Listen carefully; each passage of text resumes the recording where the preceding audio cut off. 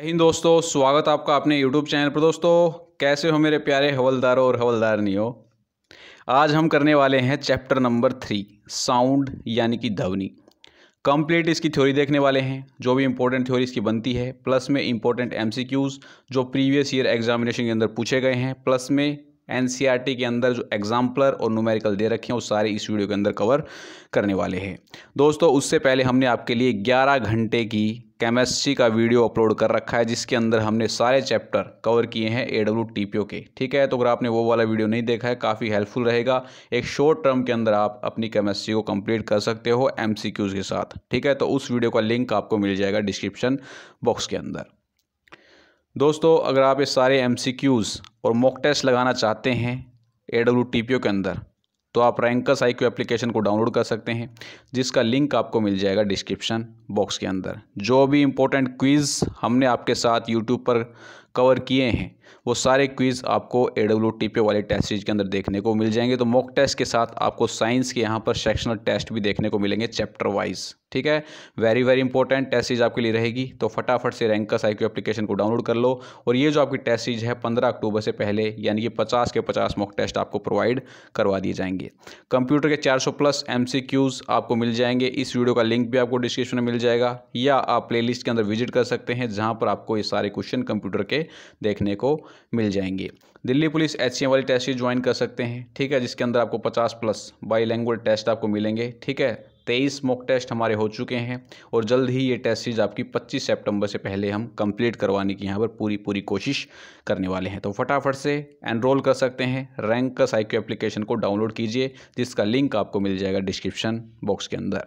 AWTPO वाले Telegram channel या HCM वाले टेलीग्राम चैनल ज्वाइन, हमने टेलीग्राम आपके लिए चैनल बना रखा है दिल्ली पुलिस का, तो आप ज्वाइन कर सकते हैं @DPSC 2022 सर्च करके। ठीक है, यहाँ पर हम आपके साथ इंपॉर्टेंट PDFs प्लस में इंपॉर्टेंट इन्फॉर्मेशन प्रोवाइड करवाते रहते हैं।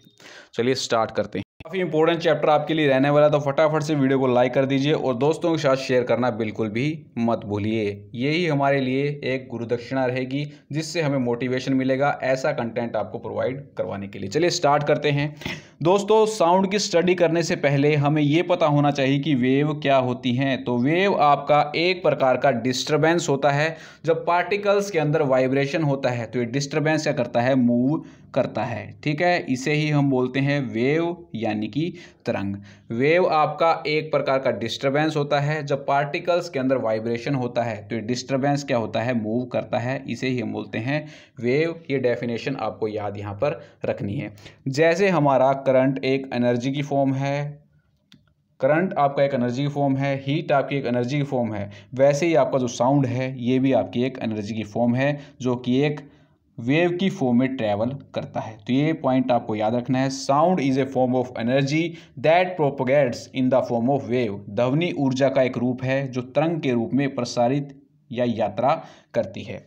यहाँ पर आप देखिए, आपके सामने एक स्पीकर है और आपके सामने एक ट्यूनिंग फोक है। जब हम इस ट्यूनिंग फोक को किसी रबड़ बैंड पर हिट करते हैं, ठीक है, तो यहाँ पर क्या होते हैं, वाइब्रेशन पैदा होते हैं। तो इन वाइब्रेशन पैदा होने के कारण आपकी यहाँ पर साउंड प्रोड्यूस होती है। यहाँ पर स्पीकर देखिए, स्पीकर की जो सरफेस होती है, ये जब हम इसको चलाते हैं तो इस सरफेस आपकी आगे पीछे आगे पीछे आगे पीछे मूव करती है, यानी कि यहाँ पर वाइब्रेशन आपके प्रोड्यूस होते हैं और वाइब्रेशन प्रोड्यूस होने के बाद आपकी साउंड यहाँ पर प्रोड्यूस होती है। तो ये इंपॉर्टेंट पॉइंट है, ये आपको याद रखना है। ये डायरेक्ट आपका एग्जाम के अंदर पूछा गया था, sound is produced by vibrating object. ठीक है, इस लाइन से आपका डायरेक्ट रेलवे के अंदर क्वेश्चन पूछा गया था कि जो आपकी ध्वनि होती है वस्तुओं के कंपन से उत्पन्न होती है। और वाइब्रेशन क्या होता है आपका, ये आपका टू एंड फ्रो मोशन होता है ऑब्जेक्ट्स का। जब आपकी वस्तुएं इधर उधर तेजी से गति करने लग जाती हैं, आगे पीछे, तो उसे ही हम क्या बोलते हैं, वाइब्रेशन। ठीक है, तो तीनों पॉइंट आपको याद रखने हैं। चलिए नेक्स्ट देखते हैं। दोस्तों जब हम इस स्पीकर को ऑन करते हैं, ठीक है, तो यहाँ पर जो आपकी वेव्स हैं वो आगे की तरफ मूव करती हैं। ठीक है, आगे की तरफ आपकी वेव्स मूव करती हैं। यहाँ पर जैसे कि आपको एक ग्राफिकल फॉर्म के अंदर दिखा रखा है, ये आपकी ट्रांसवर्स वेव की फॉर्म है। ठीक है, लेकिन हमने केवल इसको एक रिप्रेजेंट कर रखा है। साउंड जो होती है आपकी लॉन्गिट्यूडनल वेव होती है, ट्रांसवर्स वेव नहीं होती है। हमने केवल इसको यहाँ पर रिप्रेजेंट कर रखा है कि इस टाइप के अंदर आपकी जो वेव्स हैं वो आगे की तरफ मूव करती हैं और आपके कान तक यहाँ पर पहुँचती हैं। दोस्तों यहाँ पर पार्टिकल्स देखिए, पार्टिकल्स के बारे में पूछ सकता है एग्जामिनर। पार्टिकल्स के अंदर जो आपकी एनर्जी प्रोड्यूस होती है, तो इनके जो कॉन्टैक्ट्स में दूसरे वाले पार्टिकल्स रहते हैं तो ये क्या करते हैं, इन पार्टिकल्स को आगे की तरफ धकेलते हैं। फिर सेकंड वाले पार्टिकल्स थर्ड वाले पार्टिकल्स को आगे की तरफ धकेलेंगे। यहाँ पर जो आपको एक ये रीज़न दिख रहा है, ये पार्टिकल्स हैं आपके, ठीक है। ये पार्टिकल्स के अंदर एनर्जी प्रोड्यूस होने के कारण ये पार्टिकल्स आपके आगे वाले जो पार्टिकल्स होते हैं उनको धकेलते हैं, ठीक है। तो ये पॉइंट आपको याद रखना है। पार्टिकल्स क्या करते हैं, खुद मूव नहीं करते हैं, इनके जो कॉन्टैक्ट में दूसरे वाले पार्टिकल्स रहते हैं उनको आगे की तरफ धकेल कर पहली वाली पोजीशन पर अपना आ जाते हैं। तो इंपॉर्टेंट पॉइंट है, इसको आपको याद यहाँ पर रखना है। दोस्तों आपने पढ़ा होगा कि मैकेनिकल वेव्स आपकी दो टाइप्स की होती हैं, transverse wave, longitudinal wave. Sound जो होता है हमारा मैकेनिकल लॉन्गिट्यूडनल वेव है। और मैकेनिकल वेव्स कौन सी होती हैं, जिन वेव्स को ट्रैवल करने के लिए एक मीडियम की आवश्यकता होती है, यानी कि माध्यम की आवश्यकता होती है, उन्हें ही हम क्या बोलते हैं, मैकेनिकल वेव्स। और ये आपकी दो टाइप्स की होती हैं, एक होती है आपकी ट्रांसवर्स वेव और एक होती है आपकी लॉन्गिट्यूडनल वेव। तो साउंड क्या है आपकी, साउंड आपकी एक मैकेनिकल लॉन्गिट्यूडनल वेव, और इसे एक मटेरियल मीडियम की रिक्वायरमेंट होती है, जैसे एयर, वाटर, स्टील, ठीक है। इन सभी मटेरियल मीडियम की इसे रिक्वायरमेंट होती है ट्रैवल करने के लिए। और एक और पॉइंट आपको याद रखना है, ये कभी भी वैक्यूम के थ्रू मूव नहीं करती है। Sound is not travel through vacuum, ये पॉइंट आपको याद रखना है, डायरेक्ट एग्जाम के अंदर पूछा जाता है। तो साउंड आपकी एक मैकेनिकल लॉन्गिट्यूडनल वेव है और इसे एक मटेरियल मीडियम की नीड होती है, जैसे आपका एयर हो गया, वाटर हो गया, स्टील हो गया, प्रोपोगेट करने के लिए। और ये आपकी वैक्यूम के थ्रू आपकी मूव नहीं करती हैं। चलिए अब देख लेते हैं मैकेनिकल वेव्स के अंदर आपकी दो प्रकार की आपकी वेव्स होती हैं। फर्स्ट आता है आपका लॉन्गिट्यूडनल वेव और सेकंड आता है आपका ट्रांसवर्स वेव। तो लॉन्गिट्यूडनल वेव्स कौन सी होती हैं, चलिए मैं आपको बता देता हूँ, समझा देता हूँ।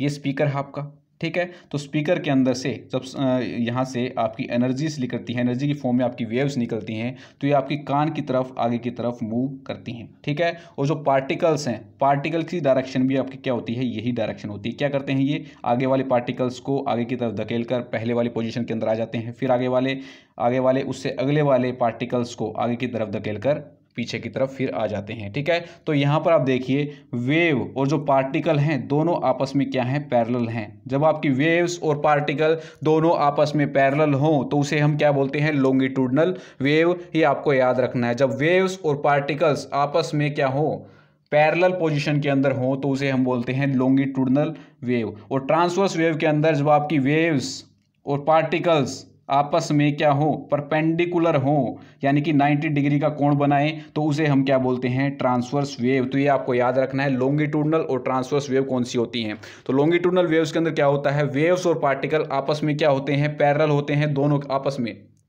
ट्रांसवर्स वेव के अंदर ये क्या होते हैं, वेव्स और पार्टिकल्स आपस में क्या होते हैं, परपेंडिकुलर होते हैं। तो ये आपको याद यहाँ पर रखना है। ट्रांसवर्स वेव आपका आगे भी आने वाला है। तो यहाँ पर आप डेफिनेशन देखिए, इन this waves the particles move back and fourth parallel to the direction of propagation of the disturbance. Such waves are called longitudinal wave, ठीक है। आसान भाषा में समझें तो यहाँ पर जो पार्टिकल्स हैं वो आगे पीछे आगे पीछे आगे पीछे मूव करते हैं, और जो आपकी वेव्स की डायरेक्शन होती है वो इसके पैरेलल होती है। तो जब आपकी वेव्स और पार्टिकल्स आपस में क्या हो, पैरेलल हो, तो उसे हम क्या बोलते हैं, लॉन्गिट्यूडनल वेव, ठीक है। और साउंड को किसी भी मटेरियल मीडियम की आवश्यकता होती है। यहाँ पर आप देखिए, आपके सामने एक बल्ब जा रहा है, बेल जा रहा है आपके सामने, ठीक है। पहले इसके अंदर वैक्यूम क्रिएट नहीं था, ठीक है। वैक्यूम क्रिएट जब नहीं था तो आसानी से हमें आवाज़ सुनाई दे रही थी। जैसे ही हमने यहाँ पर वैक्यूम क्रिएट कर दिया एक वैक्यूम पंप की सहायता से,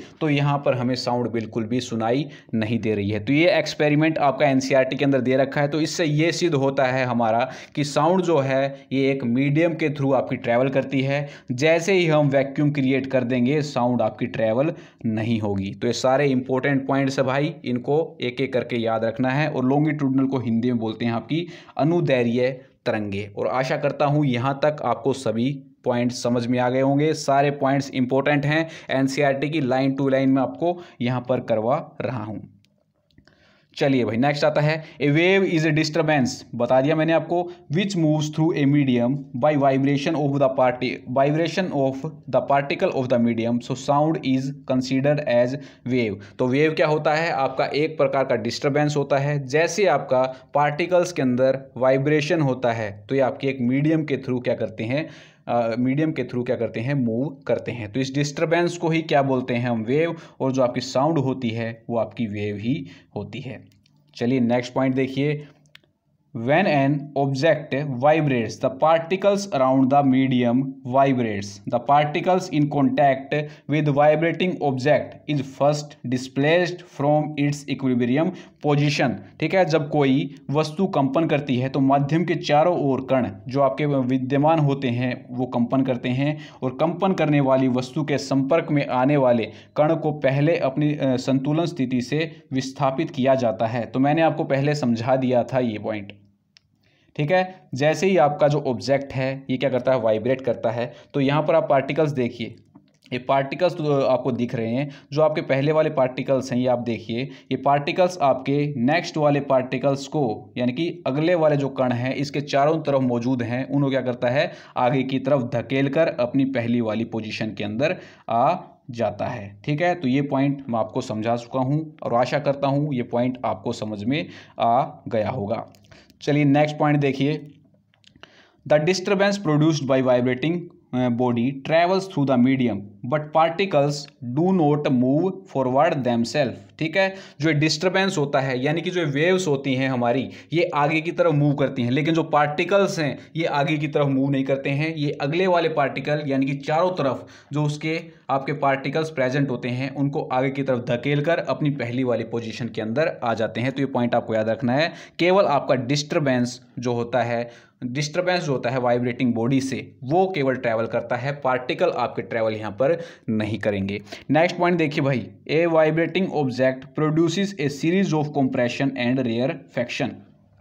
जो आपकी कंपन वस्तुएं होती हैं ये संपीड़न और विरलन की एक श्रृंखला उत्पन्न करती हैं। कंप्रेशन और रेयरफैक्शन क्या होता है मेरे भाई, इसको भी हम देख लेते हैं फटाफट से।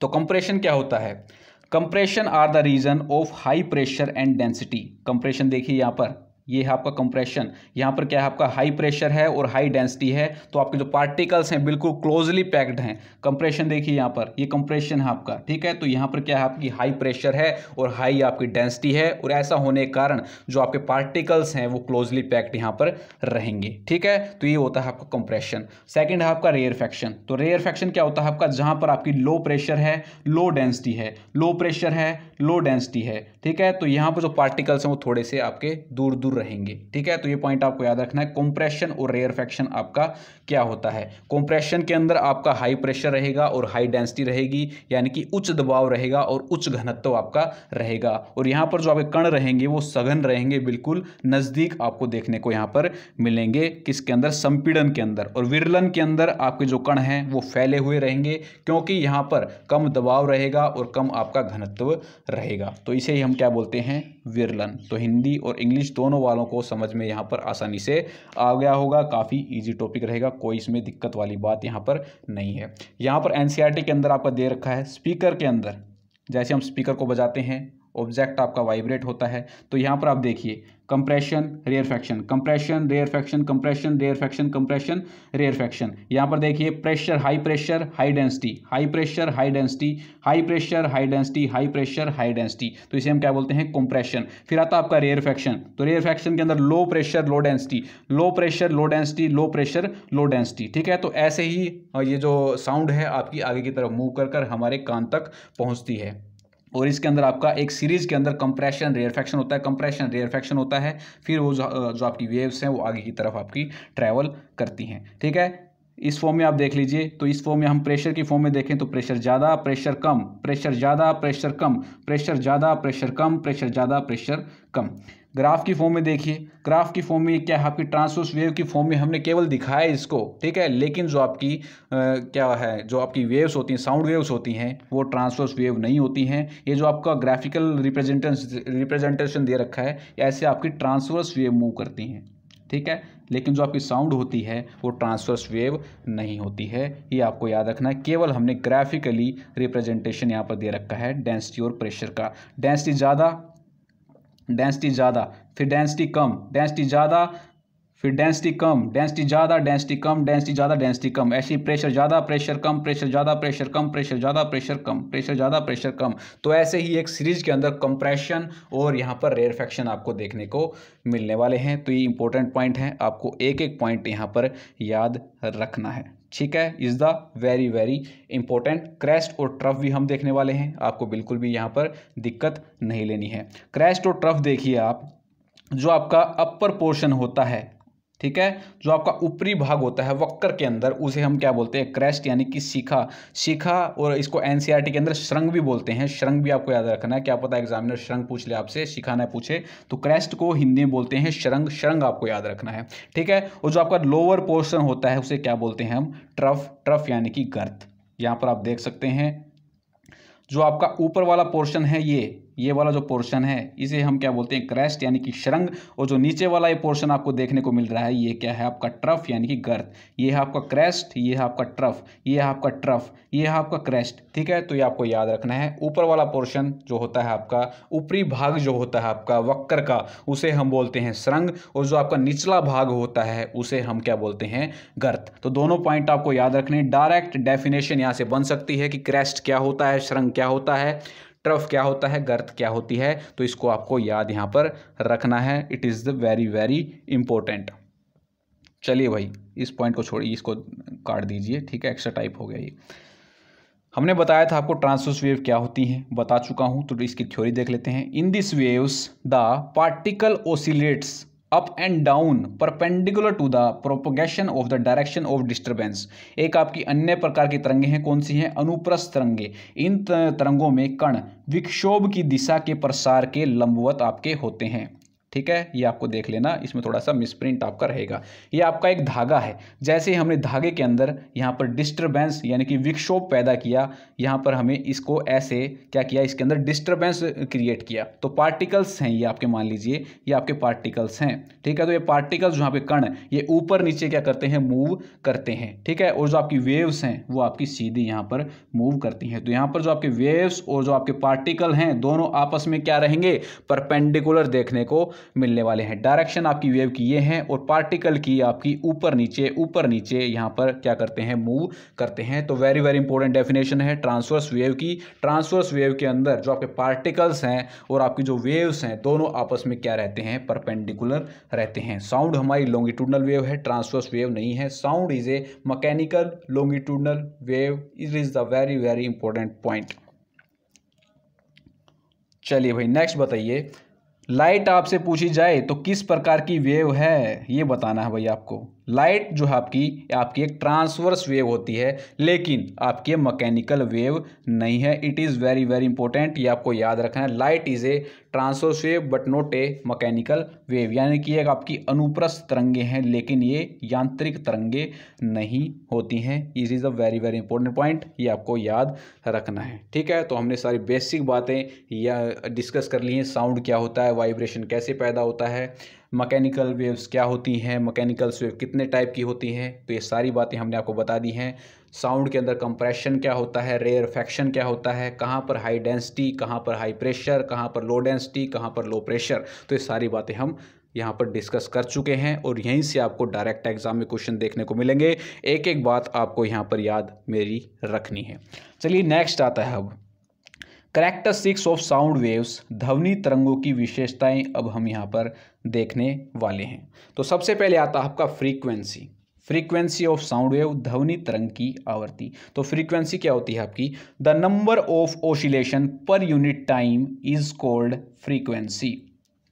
मान लीजिए ये कोई आपका पॉइंट है, यहाँ से कितने आपके नंबर ऑफ ऑसिलेशन होते हैं, यानी कि दोलनों की संख्या, एक समय के अंदर कितने आपके नंबर ऑफ ऑसिलेशन होते हैं, उसी को हम क्या बोलते हैं, फ्रीक्वेंसी, यानी कि ध्वनि तरंग की आवृत्ति यहाँ पर बोलते हैं। तो इंपॉर्टेंट डेफिनेशन है, इसको आपको याद रखना है। और इसका एक सिंबल है न्यू, न्यू का सिंबल है। काफ़ी ज़्यादा जो टीचर्स होते हैं इसको म्यू बोलते हैं, म्यू नहीं होता है, न्यू होता है, ठीक है। ऐसे आपका क्रॉस के अंदर वी यहाँ पर बना हुआ होता है, ठीक है। तो फ्रीक्वेंसी को हम न्यू से डिपेंड करते हैं और इसकी एक आपका एसआई यूनिट होती है, ठीक है। ग्रीक के अंदर हर्ट्ज, HZ जो आपकी इसकी एसआई यूनिट होती है वो क्या होती है आपकी हर्ट्ज, यहाँ पर आपको देखने को मिलेगी, ठीक है। तो इंपॉर्टेंट पॉइंट है फ्रीक्वेंसी का। फ्रीक्वेंसी सबसे पहले आपको डेफिनेशन पता होना चाहिए, द नंबर ऑफ ऑसिलेशन पर यूनिट टाइम। किसी पॉइंट से जितने ज़्यादा आपके नंबर ऑफ ऑसिलेशन निकलते हैं किसी एक लिमिटेड टाइम के अंदर,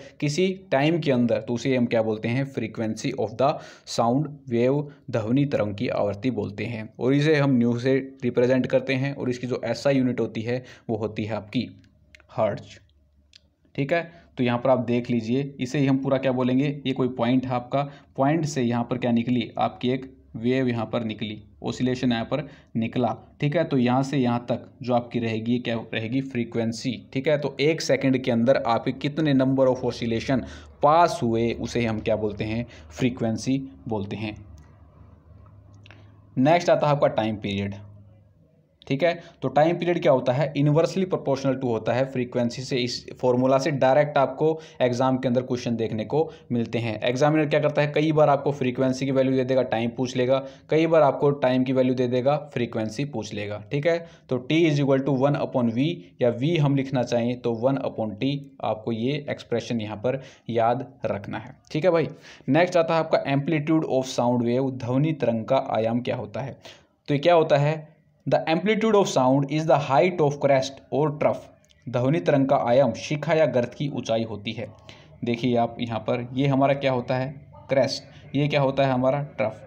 तो यहाँ से यहाँ तक का जो आपको यहाँ से यहाँ तक की जो आपकी ऊंचाई है, लंबाई है, तो इसे हम क्या बोलते हैं, एम्पलीट्यूड। या तो आप क्रेस्ट तक की ऊंचाई ले लीजिए या आप ट्रफ तक की यानी कि गर्त तक की ऊंचाई ले लीजिए, ठीक है। तो इसे ही हम क्या बोलते हैं, एम्पलीट्यूड। तो ये हमारा क्या है, एक लेंथ है। तो लेंथ की जो एसआई यूनिट आपकी रहेगी वो क्या रहेगी, मीटर रहेगी, ठीक है। तो एम्पलीट्यूड की भी जो आपकी एसआई यूनिट है वो है मीटर और इसे रिप्रेजेंट किया जाता है ए से, ठीक है। तो आपकी जो हाइट होती है क्रेस्ट तक की या ट्रफ तक की, ठीक है, तो उसे हम क्या बोलते हैं, amplitude of the sound wave.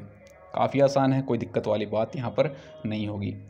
Next आता है द वेव लेंथ क्या होती है आपकी। तो वेव लेंथ क्या होती है, wave length is the distance between crest of two waves that are next to each other. तरंग दैर्घ्य दो तरंगों की शिखाओं के बीच की दूरी जो एक दूसरे के बगल में हो, ठीक है। चलिए बता देते हैं। तो यहाँ पर देखिए दो क्रेस्ट हैं आपकी, ठीक है। तो इन दोनों के बीच के जो आपकी दूरी है इसे हम क्या बोलते हैं, आपकी वेव लेंथ। ऐसे ही यहाँ पर हो जाएगा, ठीक है। इन दोनों के बीच की आपकी दूरी क्या रहेगी, वेव लेंथ, ठीक है। तो आपकी जो क्रेस्ट की बीच की या बोलें ट्रफ के बीच की दूरी, तो उसे क्या बोलते हैं हम, वेव लेंथ। वेव लेंथ यानी कि तरंग दैर्घ्य। इसको याद रखना, सारी डेफिनेशन इंपॉर्टेंट है भाई। चलिए नेक्स्ट आता है pitch and loudness of sound, pitch और ध्वनि की प्रबलता।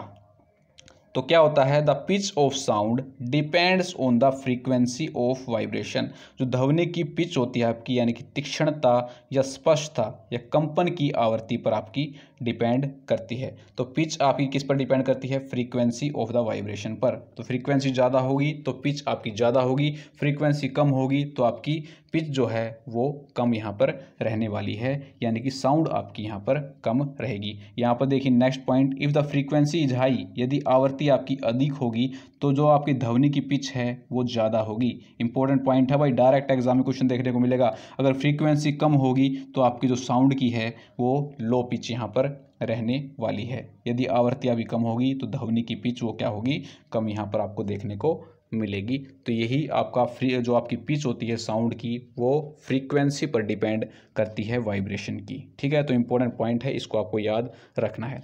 नेक्स्ट आता है आपका ध्वनि की चाल यानी कि स्पीड ऑफ साउंड। तो ये क्या होता है आपका, the speed of sound is defined as the distance which a point on a wave such as compression और rarefaction travel per unit time. ध्वनि की गति उस दूरी के रूप में परिभाषित की जाती है जो एक तरंग पर एक बिंदु जैसे कि संपीड़न या एक विरलन, यहाँ पर आएगा विरलन, प्रति इकाई समय में यात्रा करती है।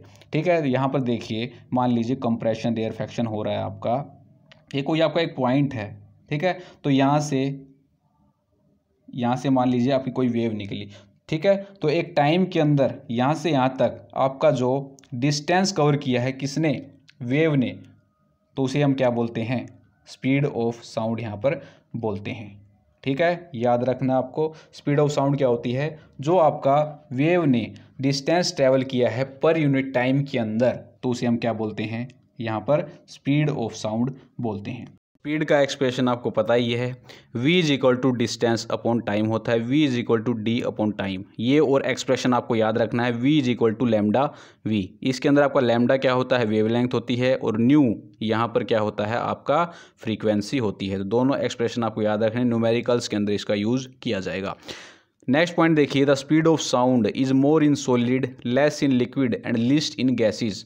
जो आपकी साउंड की स्पीड होती है वो सबसे ज़्यादा कहाँ पर होती है, आपकी सॉलिड के अंदर होती है, फिर आता है आपका लिक्विड, और फिर आता है आपका गैस। ठीक है, ऐसा क्यों होता है, क्योंकि जो सॉलिड होता है उसके अंदर पार्टिकल क्लोजली पैक्ड होते हैं, तो यहाँ पर आपकी जो स्पीड ऑफ साउंड रहेगी वो ज़्यादा रहेगी। तो फिर आता है आपका लिक्विड, लिक्विड के अंदर जो आपके पार्टिकल्स हैं वो सॉलिड के कंपैरिजन में थोड़े दूर दूर होते हैं, तो यहाँ पर जो आपकी स्पीड ऑफ साउंड है एज़ कंपैरिजन टू सॉलिड यानी कि ठोस, वो कम रहेगी। फिर आता है आपका गैस, तो गैस के अंदर आपके जो पार्टिकल्स हैं, कण हैं, वो दूर दूर होते हैं, तो यहाँ पर आपकी जो स्पीड ऑफ साउंड है वो सबसे कम यहाँ पर आपको देखने को मिलेगी। तो सबसे ज़्यादा सॉलिड के अंदर, फिर उससे कम लिक्विड के अंदर, और फिर सबसे कम आपकी गैस के अंदर स्पीड ऑफ साउंड यहाँ पर रहेगी। नेक्स्ट इंपॉर्टेंट पॉइंट है, the speed of sound also depends on the temperature of medium. जो आपकी ध्वनि की चाल है वो माध्यम के तापमान पर निर्भर करती है। यदि माध्यम का तापमान अधिक होगा तो ध्वनि की चाल अधिक होगी, यदि माध्यम का तापमान कम होगा तो ध्वनि की चाल क्या होगी, कम। तो ये इंपॉर्टेंट पॉइंट आपको याद रखना है, स्पीड ऑफ साउंड आपकी जो डिपेंड करती है टेम्परेचर ऑफ द मीडियम। अगर टेम्परेचर ऑफ द मीडियम ज़्यादा होगा तो स्पीड ऑफ साउंड ज़्यादा होगी, अगर मीडियम का टेम्परेचर कम होगा तो स्पीड ऑफ द साउंड क्या होगी, कम रहने वाली है। चलिए, अब आ जाता है एक न्यूमेरिकल जो कि वेरी वेरी इंपॉर्टेंट बनता है, इंपॉर्टेंट टाइप आपकी। A sound wave has a frequency of 2 kHz and a wavelength of 35 cm. How long will it take to travel 1.5 kilometre? एक ध्वनि तरंग की आवृत्ति आपको दे रखी है 2 kHz, और तरंग दैर्घ्य आपको दे रखी है 35 सेंटीमीटर, और 1.5 किलोमीटर की यात्रा करने में कितना समय आपको लगेगा, ये यहाँ पर बताना है। ठीक है, फ्रीक्वेंसी यहाँ पर दे रखी है 2 kHz, तो आपको पता है फ्रीक्वेंसी की हमारी SI यूनिट क्या होती है, हर्ट्ज। ठीक है, तो किलो हर्ट्ज को हर्ट्ज के अंदर कन्वर्ट करेंगे 1000 से, इसको मल्टीप्लाई करके। ठीक है, तो कितना हो जाएगा, 2000 हर्ट्ज। नेक्स्ट आपका दे रखा है लैम्डा, तो लैम्डा कितना दे रखा है यहाँ पर 35 सेंटीमीटर, तो सेंटीमीटर को मीटर में कन्वर्ट करेंगे, डिवाइड करेंगे यहाँ पर 100 का। ठीक है, तो 100 से डिवाइड करेंगे तो 0.35 मीटर आपका आ जाएगा। और हमारी स्पीड हमको पता है, ये स्पीड क्या होती है, लैम्डा न्यू। ठीक है, तो लैम्डा की वैल्यू रखिए और न्यू की वैल्यू रखिए, यानी कि फ्रीक्वेंसी की वैल्यू रखिए, दोनों को आपस में मल्टीप्लाई कीजिए, कितना आ जाएगा 700 मीटर पर सेकंड। ये हमारी स्पीड निकल कर यहाँ पर आ गई है। डिस्टेंस आपको दे रखा है 1.5 किलोमीटर। ठीक है, तो 1.5 किलोमीटर को मीटर में कन्वर्ट करेंगे, कितना आ जाएगा 1500 मीटर। अब हमें निकालना टाइम। ठीक है, तो हमारी जो स्पीड होती है वो डिस्टेंस अपॉन टाइम होती है। टाइम हम निकालेंगे जब, तो क्या आएगा, डिस्टेंस अपॉन वी यानी कि स्पीड। तो 1500 यहाँ पर टोटल डिस्टेंस आपका, और 700 क्या है, आपकी स्पीड है। दोनों को आपस में डिवाइड करोगे तो लगभग आपको 2 सेकंड का यहाँ पर आंसर देखने को मिलेगा। अप्रोक्सीमेट आपका 2 सेकंड आंसर यहाँ पर आ जाएगा। तो वेरी वेरी इंपॉर्टेंट है, एनसीईआरटी का ये न्यूमेरिकल रहेगा। बार बार इस टाइप पर क्वेश्चंस आपके पूछे जाते हैं। अब कुछ इंपॉर्टेंट डेफिनेशंस आती हैं, जैसे इंटेंसिटी क्या होती है, लाउडनेस क्या होती है, तो ये भी हम एक एक करके यहाँ पर देख लेते हैं। सोनिक बूम क्या होता है, ठीक है, तो चलिए स्टार्ट करते हैं। सबसे पहले आता है आपका इंटेंसिटी ऑफ द साउंड, यानी कि ध्वनि की तीव्रता आपकी क्या होती है। तो ये क्या होती है, the amount of sound energy passing each second through unit area. एक आपका कोई एरिया है, ठीक है, इस एरिया से आपकी कितने सेकंड के अंदर साउंड एनर्जी की अमाउंट वो पास हो रही है, उसे हम क्या बोलते हैं, इंटेंसिटी ऑफ साउंड। ठीक है, किसी एरिया के अंदर से पर सेकंड आपकी कितनी साउंड की अमाउंट, साउंड एनर्जी की अमाउंट पास हो रही है, उसे हम क्या बोलेंगे, इंटेंसिटी ऑफ साउंड, ध्वनि की तीव्रता। ध्वनि ऊर्जा की वह मात्रा जो प्रति सेकंड इकाई क्षेत्र से होकर गुजरती है, उसे हम क्या बोलते हैं, ध्वनि की तीव्रता। अब आता है नेक्स्ट लाउडनेस। तो loudness is a measure of response of ear to the sound. प्रबलता ध्वनि के लिए कान की प्रतिक्रिया का माप है। जो आपके कान तक साउंड पहुंचती है वो कितनी कम है, कितनी ज़्यादा ज़्यादा है तो ये क्या होता है, उसको हम क्या बोलते हैं, लाउडनेस। ठीक है, तो जितनी ज़्यादा लाउडनेस होगी उतनी आसानी से हमारा कान उसे सुन पाएगा, जितनी लाउडनेस कम होगी तो उतने ही दिक्कतों का सामना कान को करना पड़ेगा सुनने के लिए। ठीक है, तो ये आपकी लाउडनेस होती है। नेक्स्ट पॉइंट दे रखा है, when two sound of equal intensity we may hear one as louder than other simply because ear detects better. अगर आपकी दो साउंड आपकी इक्वल इंटेंसिटी की, तो जहाँ जिसकी इंटेंसिटी आपकी क्या होगी, ज़्यादा होगी तो वो हमें आसानी से यानी कि लाउडर सुनाई देगी, और जिसकी आपकी इंटेंसिटी कम होगी वो हमें सुनाई कम देगी। ठीक है, तो ये पॉइंट आपको याद रखना है। When two sounds of equal intensity we may hear one as louder than other simply because ear detects is better. तो जिसकी इंटेंसिटी यहाँ पर ज़्यादा होगी वो इजीली हमें सुनाई देगी, जिसकी इंटेंसिटी कम होगी वो हमें इजीली सुनाई नहीं देगी। नेक्स्ट पॉइंट आता है आपका सोनिक बूम। तो सोनिक बूम क्या होता है, जब स्पीड ऑफ ऑब्जेक्ट ज़्यादा रहती है स्पीड ऑफ साउंड के। ठीक है, जैसे आपका क्या होते हैं, बुलेट्स हो गए, जेट हो गए, एयरक्राफ्ट हो गए, तो इनके अंदर क्या होता है, जो इनकी स्पीड होती है वो ज़्यादा होती है क्या, स्पीड ऑफ द साउंड के। जब speed of the object exceed कर जाती है स्पीड ऑफ साउंड को तो उसे हम क्या बोलते हैं, sonic boom. Very very important है, डायरेक्ट एग्जाम में डेफिनेशन बन सकती है। ठीक है, और ये ट्रैवल करते हैं किस पर, सुपरसोनिक स्पीड पर। तो ये डेफिनेशन आपको याद रखनी है। When the speed of any object exceed the speed of sound it is said to be travelling at supersonic speed. ठीक है, जब आपकी स्पीड ऑफ द ऑब्जेक्ट ज़्यादा हो जाए स्पीड ऑफ द साउंड के कंपैरिजन में, ठीक है, तो हम क्या बोलेंगे, वो सुपरसोनिक स्पीड पर ट्रैवल कर रहा है, और इसे हम बोलते हैं सोनिक बूम। ठीक है, याद रखना इसको आपको। नेक्स्ट आता है आपका रिफ्लेक्शन ऑफ साउंड, ध्वनि का परावर्तन आपका कैसे होता है। ठीक है, तो आपको पता है जो आपका साउंड है, ठीक है, वो रिफ्लेक्ट करती है कहाँ से, सॉलिड की और लिक्विड की सरफेस पर। ठीक है, और इसको फॉलो करती है लॉ ऑफ रिफ्लेक्शन को।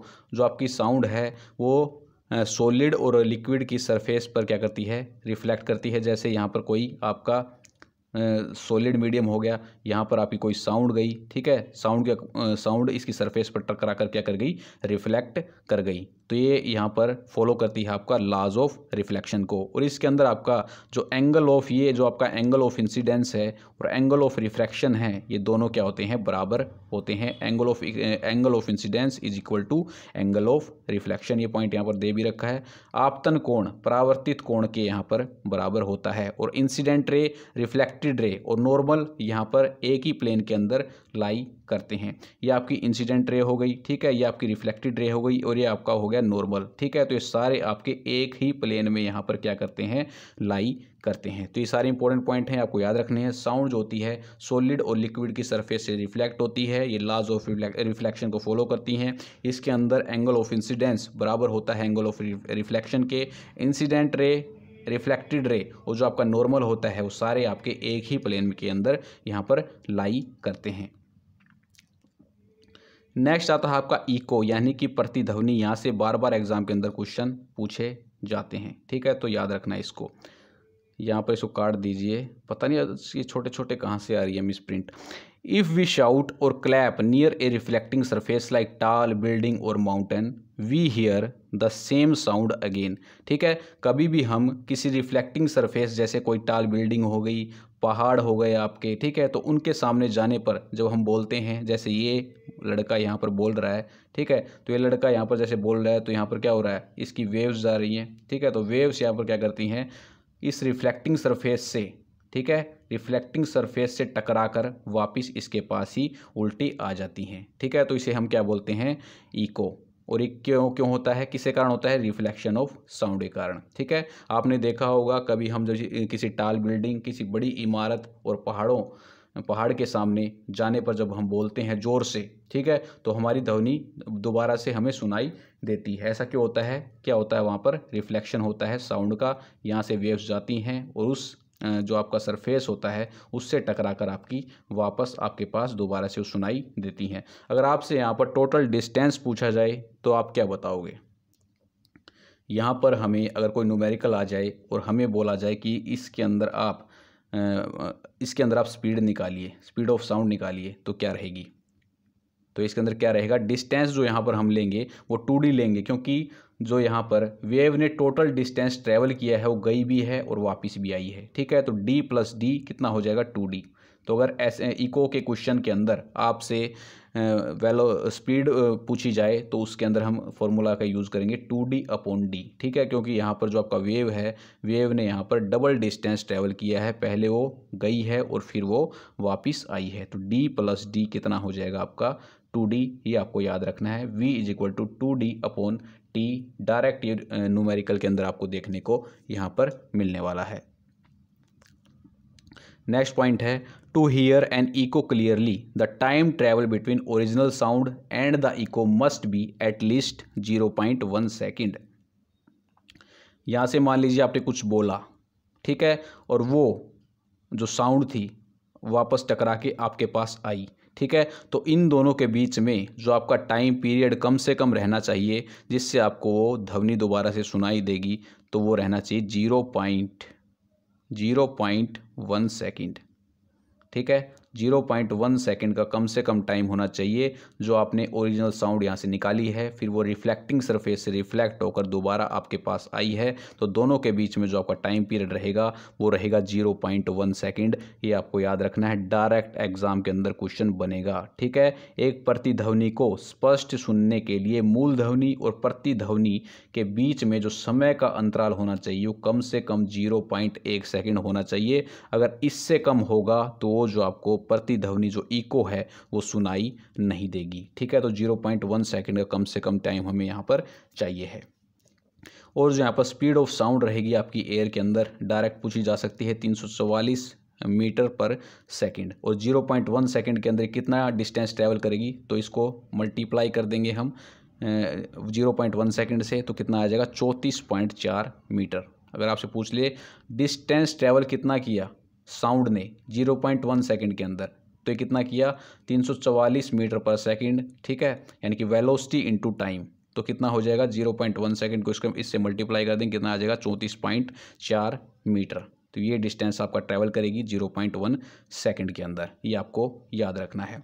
नेक्स्ट पॉइंट आता है आपका So to hear an echo clearly, the minimum distance of reflecting surface should be half of this distance. एक प्रतिध्वनि को स्पष्ट सुनने के लिए परावर्तक सतह की न्यूनतम दूरी इस दूरी से क्या होनी चाहिए, आधी होनी चाहिए। डायरेक्ट आपसे एग्जाम के अंदर पूछा जाता है 17.2 मीटर। ठीक है, एक इको को क्लियरली यानी कि प्रतिध्वनि को स्पष्ट सुनने के लिए जो मिनिमम डिस्टेंस ऑब्जेक्ट और रिफ्लेक्टिंग सरफेस के बीच में होना चाहिए वो कितना होना चाहिए 17.2 मीटर। वेरी वेरी इंपॉर्टेंट है, इसको याद आपको रखना है 17.2 मीटर। नेक्स्ट आता है रेवर्बेशन, आपका अनुरणन। तो ये क्या होता है, चलिए देख लेते हैं इसको। इकोज में heard more than once due to repeated and multiple reflection of sound from several reflecting surface, this cause persistence of sound called reverberation. आपने एक हॉल के अंदर, मान लीजिए यहाँ पर कोई हॉल है, हॉल के अंदर कभी बोल के देखिए, जोर से उसके अंदर आवाज़ लगाओगे तो आपको कई बार आवाज़ सुनाई देगी। ठीक है, एक आवाज़ आपको 2-3 बार सुनाई देगी, ओए ओए ओए ओए, क्या क्या क्या, इस टाइप से आवाज़ सुनाई देगी, तो उसे क्या बोलते हैं हम, रेवर्बेशन। ठीक है, ऐसा क्यों होता है, क्योंकि साउंड का जो है मल्टीपल रिफ्लेक्शन आपको देखने को वहाँ पर मिलता है, तो इसे हम क्या बोलते हैं, अनुरणन। ये आपको याद रखना है। नेक्स्ट पॉइंट देखा, इन बिग हॉल्स और ऑडिटोरियम टू रिड्यूस रेवर्बेशन, यानी कि अनुरणन को कम करने के लिए जो आपकी रूफ्स और वॉल्स आपकी जो बनाई जाती हैं उनको साउंड एब्जॉर्बिंग जो आपके मटेरियल्स होते हैं उनसे कवर किया जाता है, जैसे आपके हो गए फाइबर बोर्ड्स, रफ प्लास्टर और ड्रेपरीज। जब आप किसी थिएटर के अंदर जब आप जाते हो मूवीज़ वगैरह देखने के लिए, तो वहाँ पर जो आपकी जो इसकी यहाँ पर जो सरफेस बनाई जाती हैं थिएटर की, ये रफ सरफेस की बनाई जाती हैं ताकि मल्टीपल रिफ्लेक्शन न हो पाए। और जो आपकी सीट यहाँ पर सीटें बनाई जाती हैं वो इस टाइप से बनाई जाती हैं ताकि वो साउंड जो है सभी तक पहुँच पाए और मल्टीपल रिफ्लेक्शन ना हो। ठीक है, तो जो आपकी सरफेसेस हैं वो रफ़ की जाती हैं और जो आपकी सीटें बनाई जाती हैं वो इस शेप के अंदर आपको जिगजैग फॉर्म के अंदर देखने को मिलेंगी ताकि वो हर एक आदमी के पास वो साउंड पहुंच पाए। ठीक है, तो ये सारे पॉइंट्स इंपॉर्टेंट हैं, इनको आपको याद रखना है। नेक्स्ट आता है आपका use of multiple reflection of sound, ध्वनि की एकाधिक परिवर्तन यानी कि परावर्तन के उपयोग कौन कौन से यहाँ पर रहेंगे। फर्स्ट यूजेज आता है आपका मल्टीपल रिफ्लेक्शन का, मेगाफोन्स के अंदर यूज़ होता है मल्टीपल रिफ्लेक्शन, हॉर्न्स के अंदर, म्यूजिकल इंस्ट्रूमेंट्स हो गए जैसे ट्रम्पेट्स वगैरह, तो इन सभी के अंदर आपका मल्टीपल रिफ्लेक्शन से साउंड को भेजा जाता है किसी पर्टिकुलर डायरेक्शन के अंदर। जब हम भर्तियों वगैरह के अंदर जाते हैं तो वहाँ पर आपने देखा होगा बड़ा सा माइक लेकर स्टाफ खड़ा रहता है और उसके अंदर बोलता है ताकि आपको आवाज़ क्लियरली सुन पाए और इधर उधर आवाज़ न जाए। ठीक है, तो आपको क्लियरली आवाज़ सुनाने के लिए मेगाफोन्स का वहाँ पर यूज़ किया जाता है, इंपॉर्टेंट है ये यूजेस, आपको याद यहाँ पर रखने हैं। नेक्स्ट आता है आपका स्टेटोस्कोप, जो डॉक्टर आपका यूज़ करता है स्टेटोस्कोप। उस स्टेटोस्कोप के अंदर भी मल्टीपल रिफ्लेक्शन होते हैं, उन मल्टीपल रिफ्लेक्शन से ही हमारी बॉडीज के अंदर से क्या करता है, डॉक्टर साउंड को ईजिली सुन सकता है। ठीक है, नेक्स्ट आता है आपका generally the ceiling of cinema hall and auditorium are curved so that sound after multiple reflection reaches all parts of hall. आपने सिनेमा हॉल्स देखे होंगे, जो उनकी सीलिंग होती है वो कर्व सरफेस के अंदर होती है। ठीक है, कर्व सरफेस के अंदर इसीलिए होती है ताकि यहाँ से जो आपकी साउंड निकल रही है वो मल्टीपल रिफ्लेक्शन से सभी के पास पहुँच पाए। मान लीजिए आप यहाँ पर बैठे हो, आपके पापा यहाँ पर बैठे हैं, आपकी मम्मी यहाँ पर बैठी है, आपकी बहन यहाँ पर बैठी है। ठीक है, गर्लफ्रेंड को तो मम्मी पापा के साथ लेकर जाओगे नहीं, अकेले लेकर जाओगे। ठीक है, तो ये बात है कि यहाँ पर जो आपका सोर्स है, सोर्स यहाँ से साउंड भेज रहा है और मल्टीपल रिफ्लेक्शंस के बाद आपके पास ही पहुँच रहा है, आपकी मम्मी के पास भी जा रहा है, आपके पापा के पास भी जा रहा है और आपकी बहन के पास भी जा रहा है। लेकिन गर्लफ्रेंड जब बैठेगी वो तो बिल्कुल साइड में बैठेगी, तो दोनों के पास सेम टाइम पर यहाँ पर साउंड पहुँचने को मिलेगी। ठीक है, तो इसीलिए सिनेमा हॉल की जो आपकी सीलिंग बनाई जाती है वो कर्व सरफेस के अंदर बनाई जाती हैं, जिससे क्या होता है मल्टीपल रिफ्लेक्शन होने के बाद साउंड सभी पार्ट्स के अंदर पहुँच पाए हॉल के अंदर। ठीक है, तो आपको इजीली समझ में आ गया होगा। नेक्स्ट आता है आपका range of hearing, very very important है एग्जामिनेशन के लिए। ठीक है, रेंजेस से यहाँ पर क्वेश्चन आते हैं डायरेक्ट। ठीक है, तो याद रखना है इसको आपको। फर्स्ट पॉइंट आपका the Audible range of sound for human beings extends from 20 hertz से 20,000 हर्ट्ज। मनुष्यों के लिए ध्वनि की श्रव्य सीमा जो आपकी रहती है वो 20 हर्ट्ज से 20,000 हर्ट्ज तक रहती है, ये आपको रेंज याद रखनी है। ठीक है, जो ह्यूमन बींग्स के लिए ऑडिबल रेंज होती है साउंड की वो होती है आपकी 20 हर्ट्ज से 20,000 हर्ट्ज। नेक्स्ट आता है आपका children under the age of 5 and some animals such as dog can hear up to 25 kilo hertz. 5 साल से कम उम्र के बच्चे और कुछ जानवर जैसे कुत्ते ये 25 किलो हर्ट्ज तक आपकी ध्वनि सुन सकते हैं। नेक्स्ट आता है आपका as people grow older their ears become less sensitive to higher frequency. जैसे जैसे हम बूढ़े हो जाते हैं हमारे जो ईयर होते हैं वो हायर फ्रीक्वेंसी से लेस सेंसिटिव हो जाते हैं। और जो आपकी फ्रीक्वेंसी है 20 हर्ट्ज से कम हो तो उसे हम क्या बोलते हैं, इंफ्रासोनिक साउंड।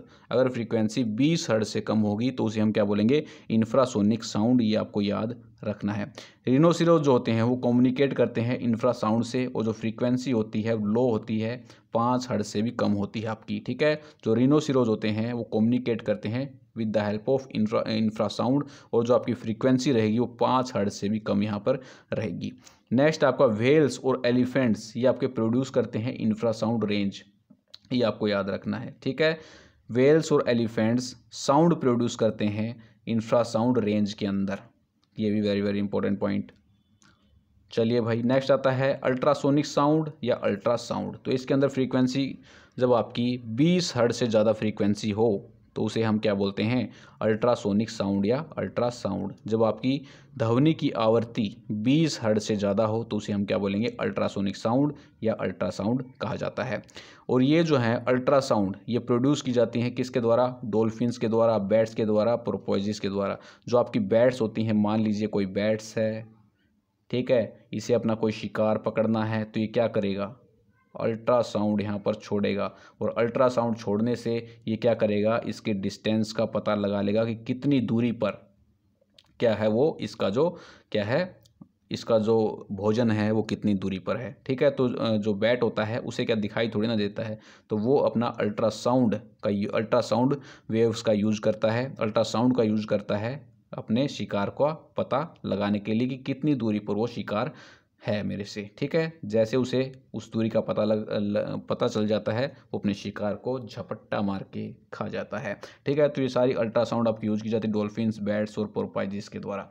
अब आता है आपका uses of ultrasonic sound. Ultrasonic sound या अल्ट्रासाउंड के यूज़ क्या क्या हैं। ठीक है, तो हम अल्ट्रासाउंड करवाते भी हैं पेट का। ठीक है, तो इंटरनल ऑर्गन्स को चेकअप करने के लिए हम अल्ट्रासाउंड का यूज़ करते हैं। इलेक्ट्रॉनिक कंपोनेंट्स को क्लीन करने के लिए हम अल्ट्रासाउंड का यूज़ करते हैं। मेटल्स के अंदर, अगर मेटल्स के अंदर कोई डिटेक्ट होगा, ठीक है, मान लीजिए यहाँ पर कोई डिटेक्ट है तो हम यहाँ पर अल्ट्रासाउंड दे रहे हैं इसको, तो वो क्या करेगा, अगर डिटेक्ट है तो डिटेक्ट से वो साउंड जो है टकरा कर क्या हो जाएगी, वापस आ जाएगी। तो हमें ये पता लग जाएगा कि इस मेटल के अंदर क्रैक है। अगर क्रैक नहीं होगा तो जो अल्ट्रासाउंड है वो आपकी यहाँ से पार निकल जाएंगी। ठीक है, तो डिटेक्ट मेटल के अंदर किसी भी क्रैक का पता लगाने के लिए अल्ट्रासोनिक साउंड का यहाँ पर यूज किया जाता है। इंटरनल ऑर्गन्स का पता लगाने के लिए यूज में लाया जाता है। किडनी स्टोन्स का, ठीक है, पथरी वगैरह हो जाती है पेट के अंदर, तो उसके लिए भी हम क्या करते हैं, अल्ट्रासाउंड करवाते हैं। ठीक है, तो ये सारे इसके यूजेस हैं, आसान हैं, आपको पता भी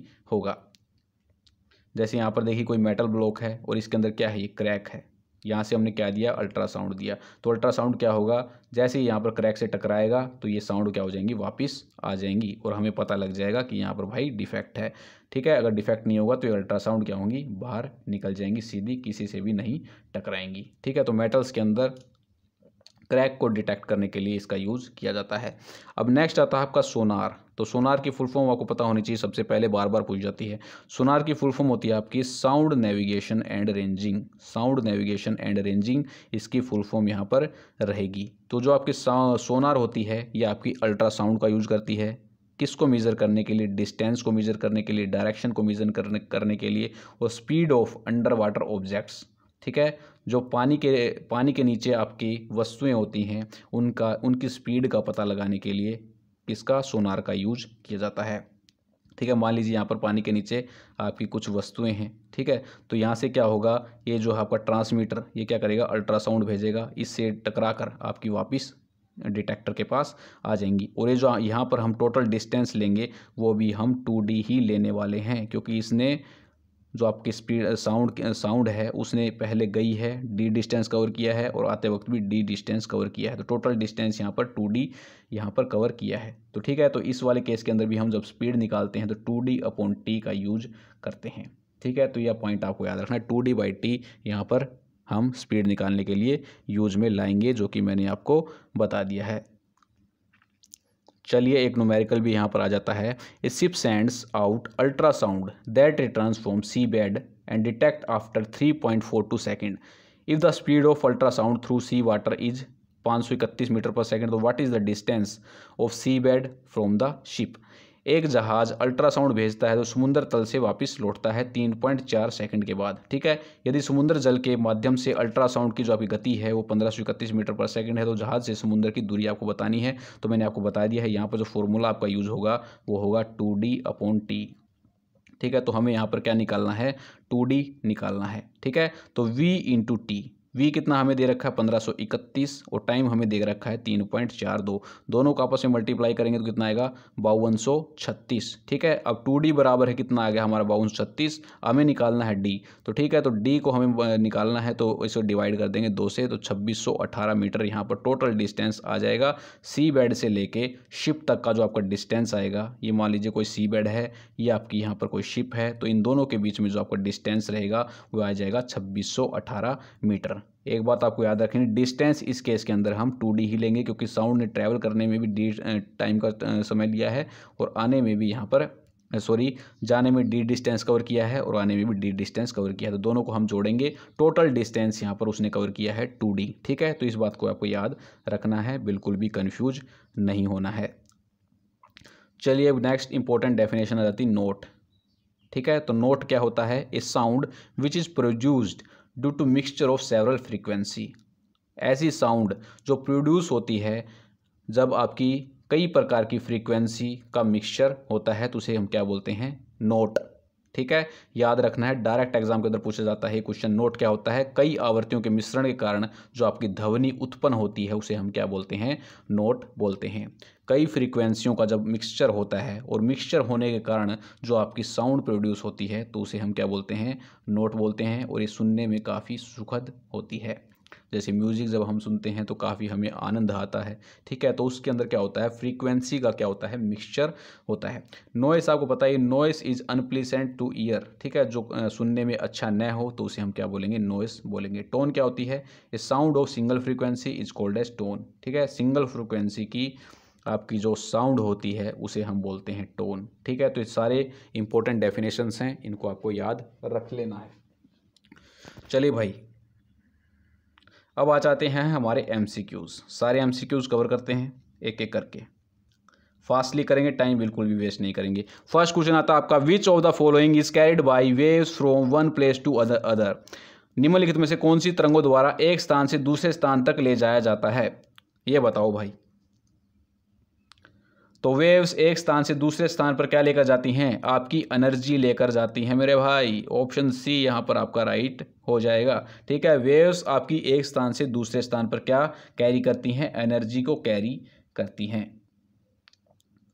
चलिए भाई, next, in gases A sound wave is. गैसों में ध्वनि तरंग कैसी होती हैं? तो आप सभी को पता है साउंड वेव्स कैसी होती हैं? आपकी लॉन्गिट्यूडनल होती हैं। ठीक है, चाहे वो सॉलिड के अंदर हो, चाहे गैसेस के अंदर हो, चाहे लिक्विड के अंदर हो, साउंड आपकी लॉन्गिट्यूडनल रहती है। मैकेनिकल लॉन्गिट्यूडनल आपका नेचर होता है साउंड का। ठीक है, तो केवल अनुदैर्घ्य तरंगे होती हैं आपकी। ऑप्शन ए आपका यहाँ पर राइट हो जाएगा। और लॉन्गिट्यूडनल के अंदर क्या होता है आपका? जब आपका वेव्स की डायरेक्शन और पार्टिकल्स आपस में क्या होते हैं? एक दूसरे के क्या होते हैं?